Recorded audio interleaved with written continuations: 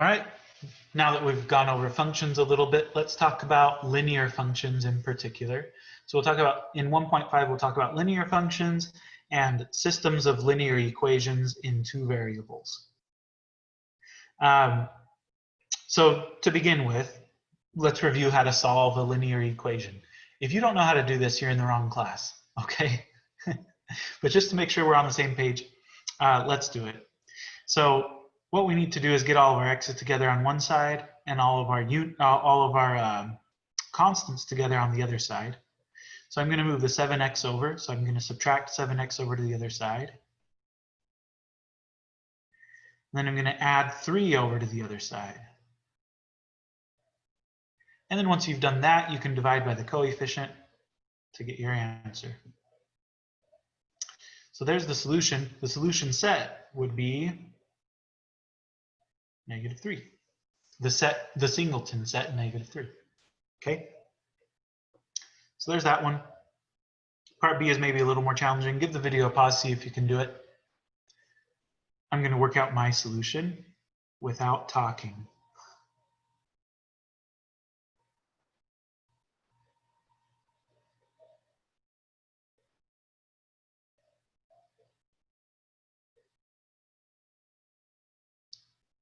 I said I wouldn't talk, but let me just say, by the time I get to this step, I haven't started moving anything around the equation, right? It's like I'm just simplifying both sides of the equation before I get started moving anything around. But now at this point, I do need to get my x's on one side, my numbers on the other.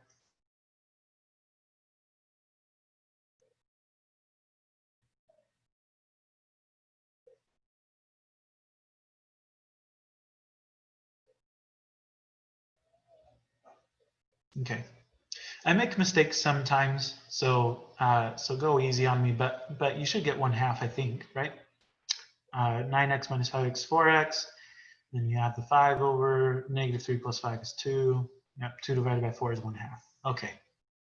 Oh, but I should give a solution set, right? So my solution set, 1/2. There we go. All right, so that's how you solve linear equations. That should be easy. You should also know how to graph linear equations. Let's just practice. So graph the following linear equations, find the x and y intercepts. Okay. You find an x intercept by plugging in 0 for y and then solving for x. You find a y-intercept by plugging in 0 for x and then solving for y. So x-intercept here, if I plug in 0 for y, that term disappears. I get 3x equals 12. So then x would be 4. 1, 2, 3, 4. To find my y-intercept, I plug in 0 for x. I get -4y equals 12. That means y is -3. And once I have those intercepts, I can connect the dots and get a halfway decent looking picture. Okay, so that's that one. Same thing on part B. On part B, I'm probably not going to find the intercepts directly by plugging stuff in. When the equation of the line is given in mx plus b form, it's easier for me to just use the y-intercept and then the slope of the line to graph the line. So I know that the y-intercept is 3. And then I know that the slope is -2/3, so I'm going to go down to right 3. If this is confusing to you, you need to send me an email. So we can set up a Zoom meeting or something to go over this stuff.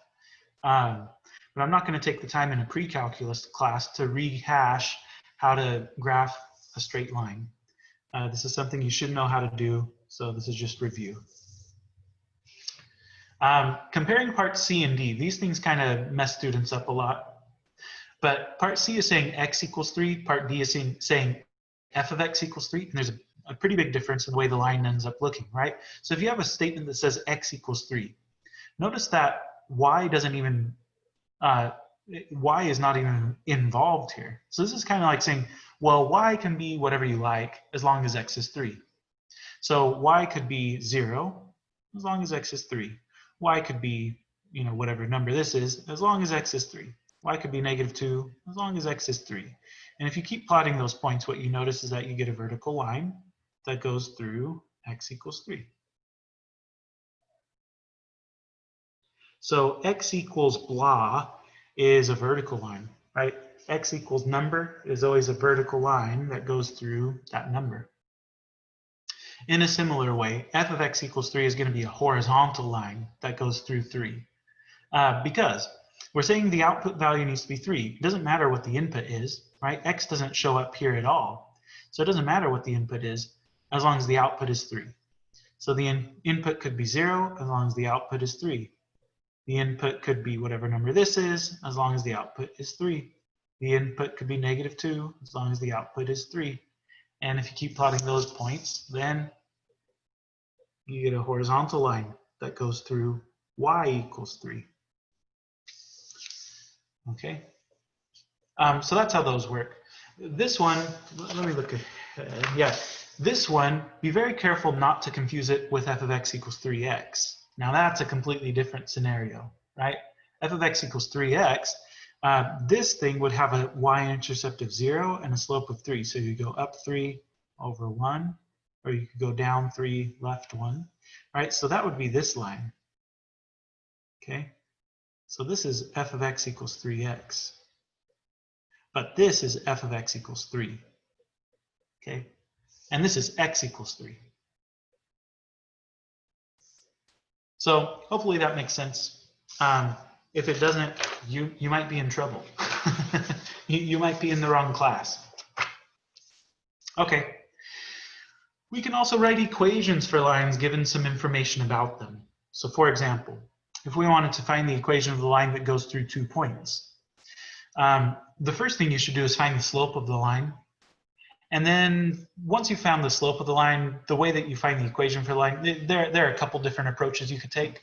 So I'll show you a couple of ways that you could do this. But to find the slope of the line, remember that the slope of the line is rise over run.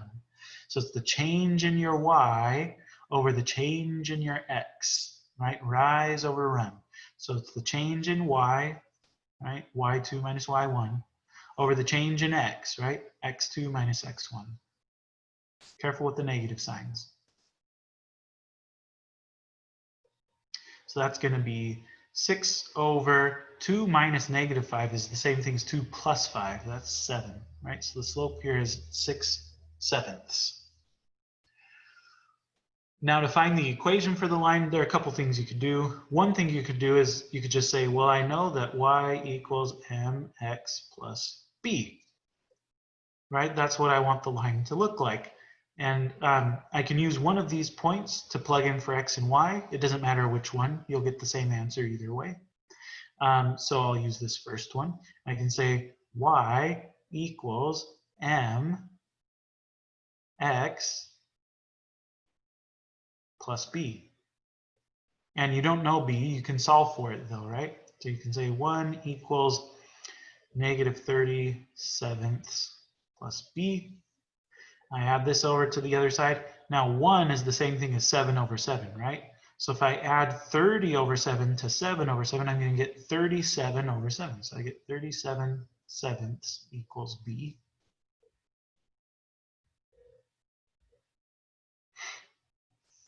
Okay. So then my final answer is going to be y equals 6/7 x plus 37/7. That's the equation of the line. That's one way you could do it. Another way you could do it, I'm not going to work this one out in detail, but if you like this other way, you're more than welcome to use it. Okay, but another way you could do the same thing is once you've got the slope, you could plug it into the point slope form, which is this: y minus y1 equals m times x minus x1.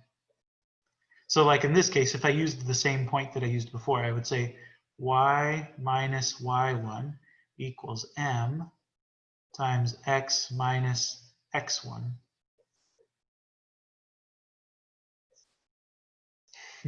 Making it worse, -5. Anyway, and then you simplify so that you get it in the slope-intercept form. So you say y minus 1 equals 6/7 x minus 37, and then you add 1 to the other side. Oh, sorry, plus. It should be plus because this negative and that negative cancels. So it should be plus 37. You add 1, then you get y equals 6/7 x plus 37/7. I said I wouldn't work it out in detail, but I just did, right? Anyway, so you don't have to do both methods, obviously. Just choose one, choose whichever one you like best.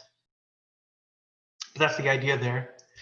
Same thing goes in part B. So we want to find the equation for the line that's perpendicular to this line and that passes through the point -8, 2. Go ahead and give the video a pause and see if you can work that one out on your own.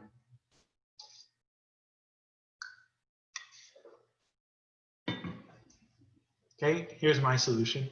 I know that two lines are perpendicular if and only if their slopes are opposite reciprocals of one another.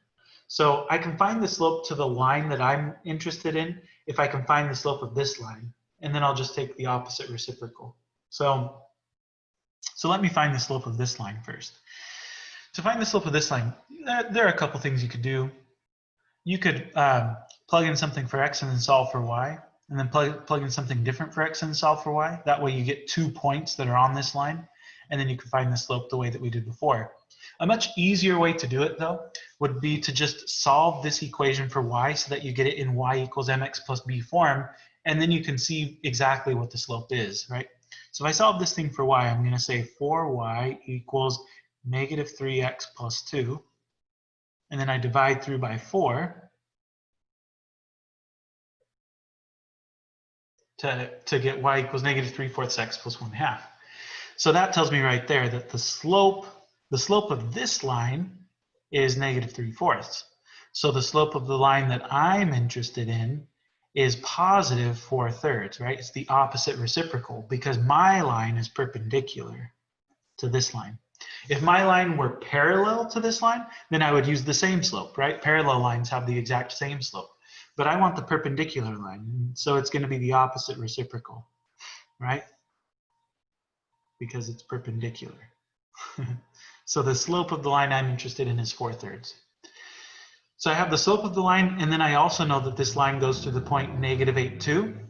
So I can use either one of these methods, whichever one, to find the equation for the line now, right? So I can say y minus y1 equals m times x minus x1. So y minus 2 is 4/3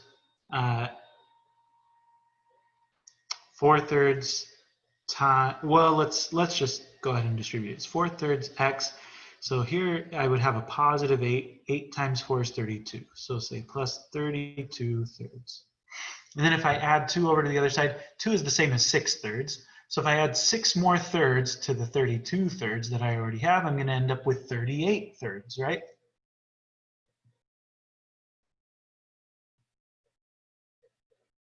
And that would be the equation of the line that I'm interested in there. So that's that. You'll have an opportunity to work out some more problems like this in the homework and stuff if you're a little bit rusty. Okay. So we can solve linear equations. We can graph lines, right? We can graph linear equations. Now, one thing that I'll point out is that when we were solving linear equations, these equations just had a single variable in them. Then when we went to graph these linear equations, they had 2 variables. Well, maybe not that one. Maybe not that one, but these ones had 2 variables in them. If you wanted to solve it, so notice that in this equation, we were able to solve this for y, but what we got was something in terms of x.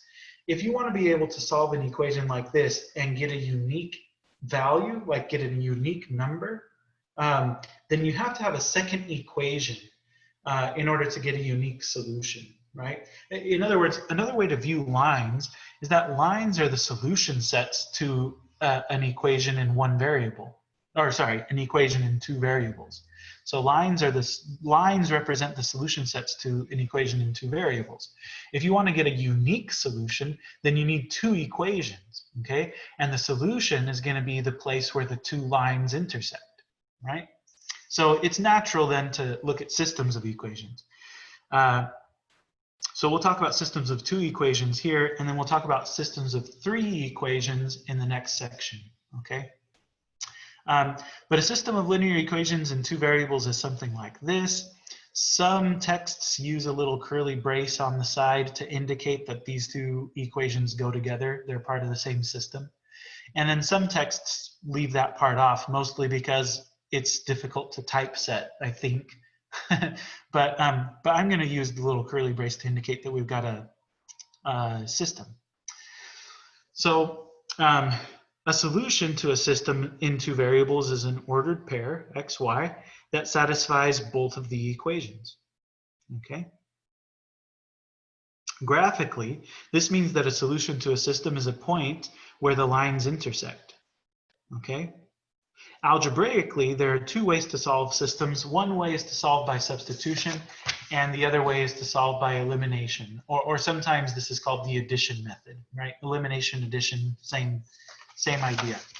Okay, so let me give you an example where, so I'm going to work out the solution set to this system of equations both ways, using substitution and then using elimination, so that you hopefully remember both of those methods. So if I wanted to solve this one by substitution, what that means is I need to solve one of the equations for one of the variables, and then I can plug the result into the other equation to finish solving the system.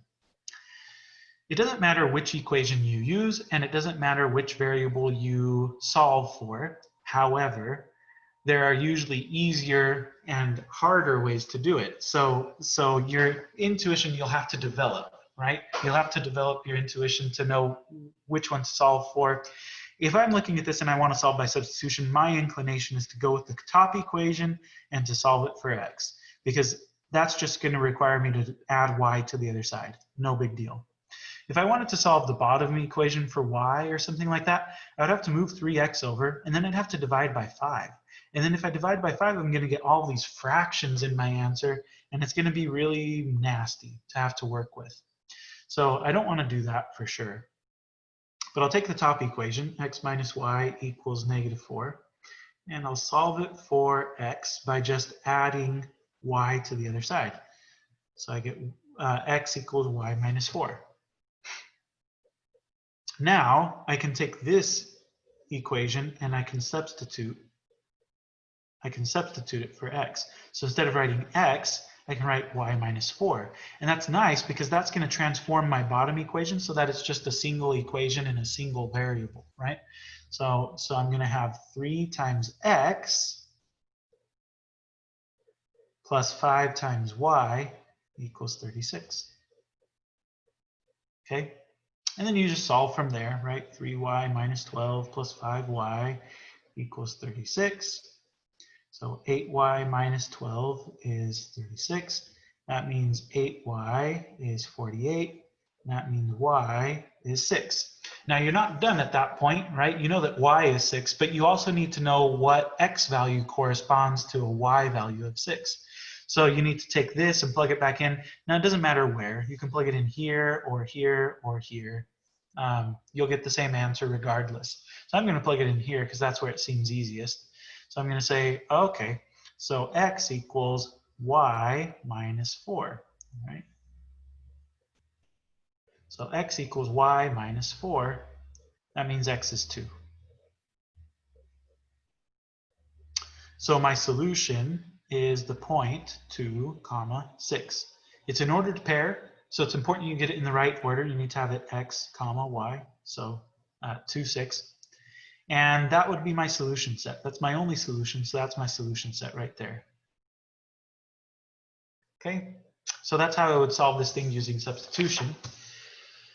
Using elimination to solve the same thing. The way elimination works is that you want to add these 2 equations up, but when you do, you're hoping that one of the variables will cancel off. If I add them up right now, none of the variables are going to cancel.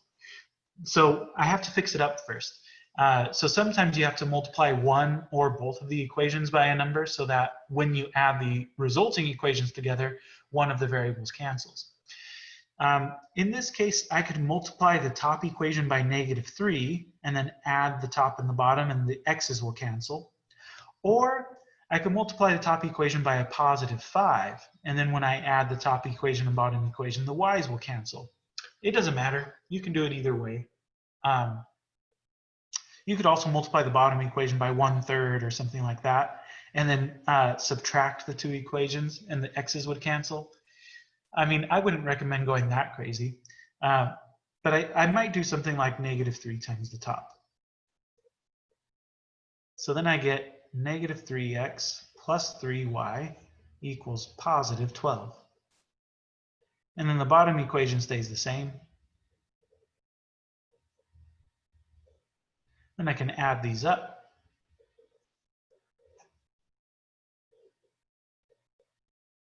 And what do you know? I end up at the same place as I ended up when I solved this by substitution, y equals 6. So y equals 6, then I need to find x, so I'm going to, I'll take probably the top equation. You could take either the top or the bottom, it doesn't matter. But I'm going to say x minus y equals -4. So solving for x, I would add 6 to both sides and get x equals 2. Up to 6 is my solution set.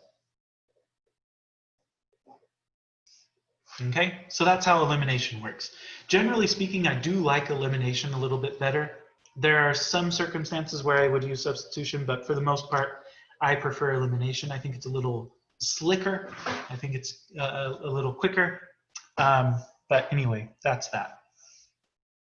Now, just to remind you about some things that could happen when you're solving a system. When you're solving a system, it's possible that you could have one solution like we ended up with here, but it's also possible that you could have no solution to the system. That would happen if you have parallel lines, okay? Solutions like that are called, or sorry, systems like that are called inconsistent. And you know that you have an inconsistent system, or in other words, parallel lines, if in the course of solving the system, you end up with a contradiction. Like you're trying to solve by elimination and you end up with a statement that says something like 5 equals 7. If that happens, I mean, then you know that the system is inconsistent and there's no solution. Assuming that all the work you did was correct, right? It's also possible that you've made a mistake, right? So you should go back and check your work. But if your work is correct and you end up with a statement like 5 equals 7, that just means the system is inconsistent. You can stop working on it. There's no solution. Okay. The last possibility is that you could end up with infinitely many solutions. This happens when the two equations that you're given actually represent exactly the same line. So they intersect everywhere along that line. And so every point on that line is a solution to the system. And since there are infinitely many points on the line, you get infinitely many systems. These kinds of systems are called dependent. And you know that you've got a dependent system on your hands if you end up with a tautology like this, right? So if you end up with an identically true statement like 0 equals 0. Okay. When this happens, we're not just going to stop and say infinitely many solutions. We're going to try to describe the solution set, right? So we're going to express our solutions this way: x comma mx plus b, where x is a real number. You could also express it as, you know, my plus b comma y, where y is a real number. But typically I'm going to stick with this way of describing the solutions to dependent systems. And since you're familiar with set builder notation, this should make some sense to you, right? It's like basically this is going to generate all of the solutions to the system. You just take turns plugging in random numbers for x, and you're going to get all of the solutions. So let's practice. So number 4 says solve the following systems of equations. Let's do part A.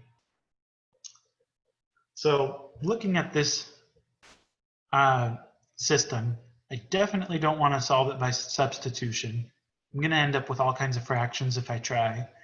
So I'm going to do elimination. I think what I'm going to try to eliminate is the y's. And in order to eliminate the y's, you can kind of think of it like you're trying to get a common denominator with 4 and 6. So the common denominator would be 12, right? So in order to get these two coefficients to be 12, then I need to multiply the top one by 3, and I need to multiply the bottom one by 2. Okay, if I do that, then I'm going to have 18x plus 12y equals 24, and 30x minus 12y equals 72. And now that's really nice, right? Because when I add these together, the y's will cancel, and I get 48x equals, oh, what is this? 96. Oh, look at how nice that is, right? 48 just so happens to be half of 96. So when I divide by 48, I'm going to get x equals 2. Okay? X equals 2. So now to finish solving this, I'm going to plug this back into one of the equations. I think I'll plug it into the top one. So I'm going to say 6 times x plus 4y equals 8. So 12 plus 4y is 8. That means 4y is negative 4. And that means y is negative 1. So my solution set is the point 2, negative 1.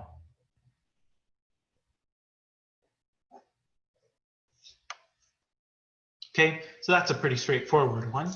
Let's try another one. Negative 2x plus y equals negative 3, and 4x minus 2y equals 6. I would think to get rid of the y's, and the way I'm going to do that is by multiplying the top one by 2. So if I do that, I get negative 4x plus 2y equals negative 6. And the bottom equation stays the same, 4x minus 2y equals 6. Now you'll notice what's kind of strange about this. When I go to add these up, right, everything cancels. Negative 4x plus 4x is 0, 2y minus 2y is 0, so the left-hand side is just 0. And then negative 6 plus 6 is 0. So I get this identity, right? I get this identically true statement, 0 equals 0. What does that tell us? Well, when you get an identity, that tells us that we've got a dependent system on our hands, and there are infinitely many solutions, right? We need to describe the solution set. So let's do that, right? So 0 equals 0, infinitely many solutions. Well, what do those solutions look like, right? Because not every ordered pair is a solution to the system. Right? That's an important point to keep in mind. We're not saying that all real numbers are a solution to the system, or that all ordered pairs are a solution to the system. They're not. In fact, there are more ordered pairs that are not solutions to the system than there are ordered pairs that are solutions to the system. It's just that there are infinitely many solutions. So we'd like to describe what they are. So the way we do that is we take one of the equations and solve it for y. So I'm going to take the top one and solve it for y. Negative 2x plus y equals negative 3 implies that y equals 2x minus 3. So the solution set to the system is going to look like this. It's going to look like x, comma, y. But we know that y is the same thing as 2x minus 3. So this is my solution set. And here, x is allowed to be any real number. So that's the solution set to my equation. So I find that this kind of trips students up a little bit. They're like, it's just too abstract for them. They're like, what does this even mean? So let me give you some concrete examples, right? What I'm saying is that this rule generates all of the solutions to this system. So for example, we can plug in anything we like for x, any real number that we like for x. So we could plug in 0. If I plug in 0, I get the point 0, negative 3. And what I'm saying is that 0, negative 3 is a solution to the system. Now you can check that, right? If you plug in 0, negative 3, 0 for x, negative 3 for y, in the top equation you get 0 plus negative 3. So that's negative 3 on the left-hand side. You get negative 3 equals negative 3. That's a true statement. If you plug it into the bottom equation, you get 0 minus 2 times negative 3. That's 0 minus negative 6. That's 0 plus 6. That's just 6, right? So you get the statement 6 equals 6. That's a true statement. So this point satisfies both of those equations. Therefore, it's a solution to the system, right? You could plug in something else for x. You could plug in like 1 for x. If you plug in 1, you get 1, negative 1. That's also going to be a solution to the system, right? If you plug it into these equations, you're going to get true statements, right? If I plug in 1, 1, negative 1, I get 2 times, or sorry, negative 2 times 1 is negative 2. Negative 2 plus negative 1 is negative 3, right? So negative 3 equals negative 3. That's a true statement, right?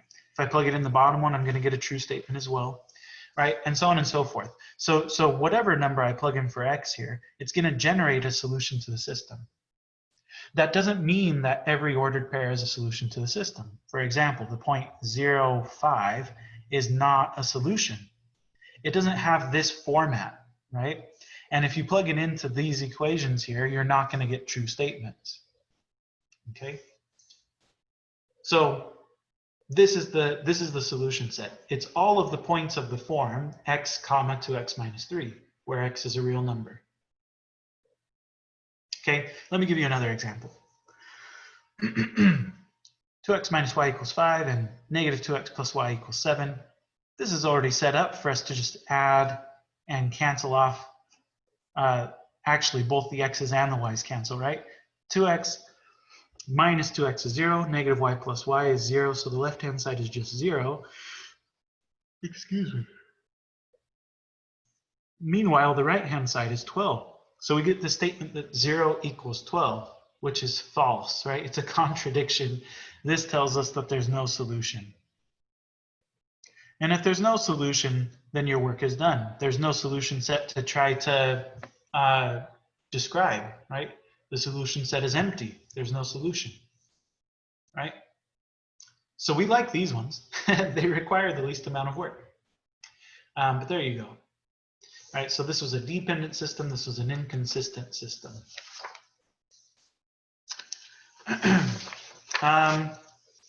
Okay, so a couple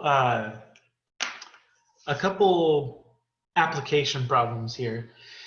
Here's the thing. Systems of equations are everywhere. They show up everywhere in nature. But usually the systems of equations that we're looking at in nature and just like in finance and in medicine and all kinds of stuff, right? But these systems are usually like thousands of equations long, and they've got like thousands of variables in them. And so to solve them by hand is not feasible. So we usually use machines for that. But those are like the real applications of systems of linear equations, right? They're usually going to be really complicated. So if you're just looking at a system of two equations with two unknowns, it seems a little bit contrived. It seems a little bit silly. And consequently, the application problems that we look at when we're dealing with systems of two equations and two unknowns are really just kind of ridiculous, right? But it's important to get used to solving them, because that'll allow you to build up the skills necessary to solve the more complicated ones later on, right? So let's practice, right? This says a pile of 9 coins consists of nickels and quarters. If the total value of the coins is $1.25, how many of each type of coin are there? Okay, so you've got nickels and quarters. In total, there are 9 coins. So here's what I'm going to do. I'm going to use X to represent the number of nickels, and I'm going to use Y to represent the number of quarters. You could use different letters. You could use N for nickels and Q for quarters. That would probably make it even easier to keep track of. But I'm going to call X the number of nickels and Y the number of quarters. Now I know that there are 9 coins in total. So if I add up the number of nickels plus the number of quarters, I should have 9 coins. Now that's just the number of coins, though. It doesn't tell us how much the coins are worth. If I want to figure out how much the coins are worth, then I should say, well, if I have X nickels and nickels are worth 5 cents, then the value of those nickels is 0.05 times X. And similarly, the value of the quarters is 0.25 times Y, right? Because nickels are worth 5 cents, and quarters are worth 25 cents. In total, the value of those coins should be $1.25. So there you go, right? I've got this system of equations that I can solve now. If it makes you feel better, you can clear the decimals in the bottom equation by multiplying through by 100 before you get started. So x plus y equals 9. If I multiply through by 100, I'm going to get 5x plus 25y equals 125. So this is my new system that I'm looking at. And you could solve by substitution or elimination. I think they're probably equally easy. I'm going to solve by elimination because it's just what I prefer. I'm going to do -5 in the numerator, or not the numerator, in the top equation.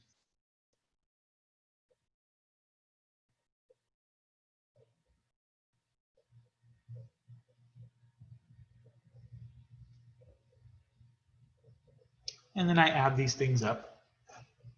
The x's cancel. I designed it that way, right? 125 minus 45, what's that, 80, I think? 80, so then y would be 4. And if y is 4, then since x plus y equals 9, it should be the case that x is 5, right? Okay, so how many of each type of coin are there? Well, there are 5 nickels and 4 quarters, right?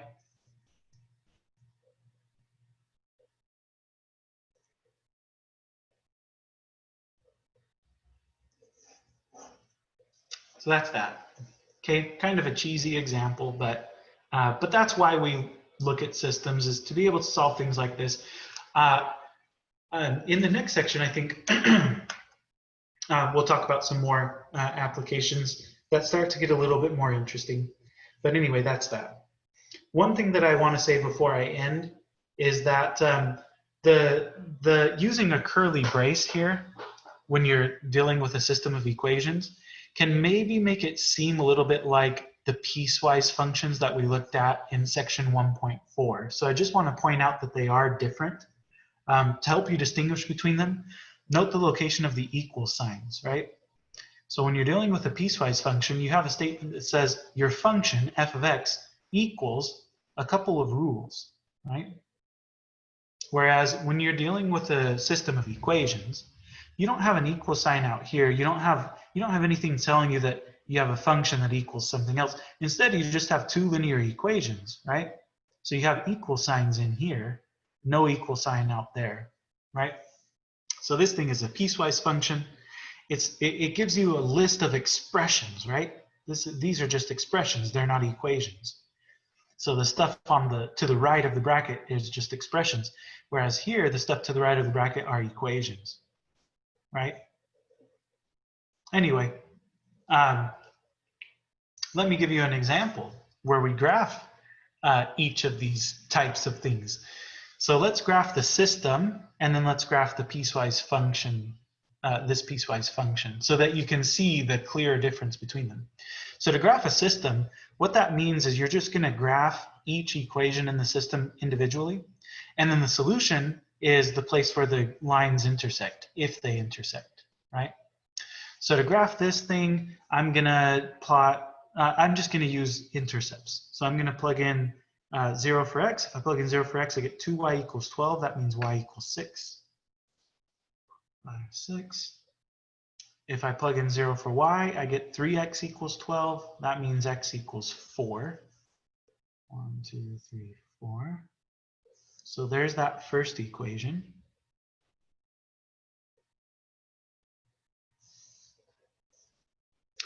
And then same thing for the second equation. If I plug in 0 for x, I get 5y equals 10. That means y equals 2. If I plug in 0 for y, I get negative 2x equals 10. That means x is negative 5. 4, 5. And then if I connect those dots,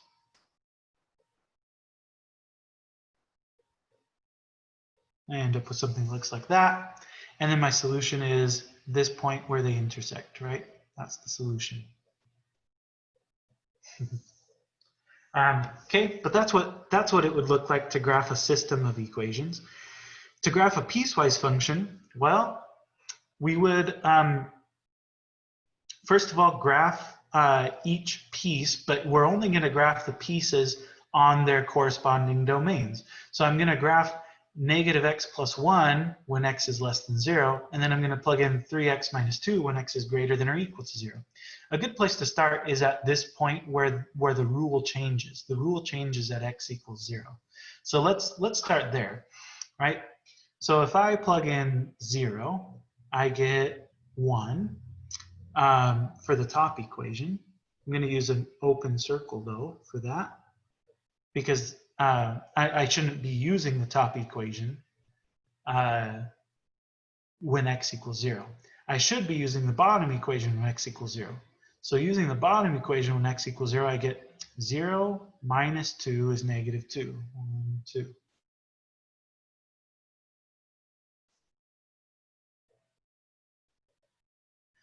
Okay, back to the top equation. I'm only going to graph this when x is less than 0, so I'm only going to use the top equation on the left-hand side of my graph paper. So over here, I'm going to graph negative x plus 1, and over here, I'm going to graph 3x minus 2. Okay, so on this side, I'm going to graph negative x plus 1.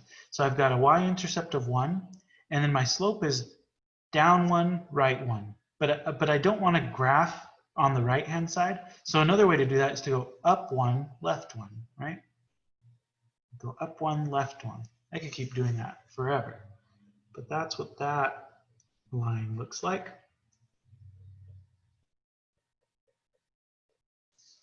Okay. For 3x minus 2, I have a y-intercept of negative 2, and then I have a slope of 3. So I'm going to go up 3, right 1. Up 3, 1, 2, 3, right 1. Okay. So that's what that piece looks like. So this is what the piecewise function looks like. It's like, you know, if x is negative, you're traveling along this line. Then suddenly when you hit 0, you jump down and you start traveling along this other trajectory, right? So so this is what a piecewise function looks like. This is what a system of equations looks like. Very different things, okay? But that's that. So I will see you in 1.6.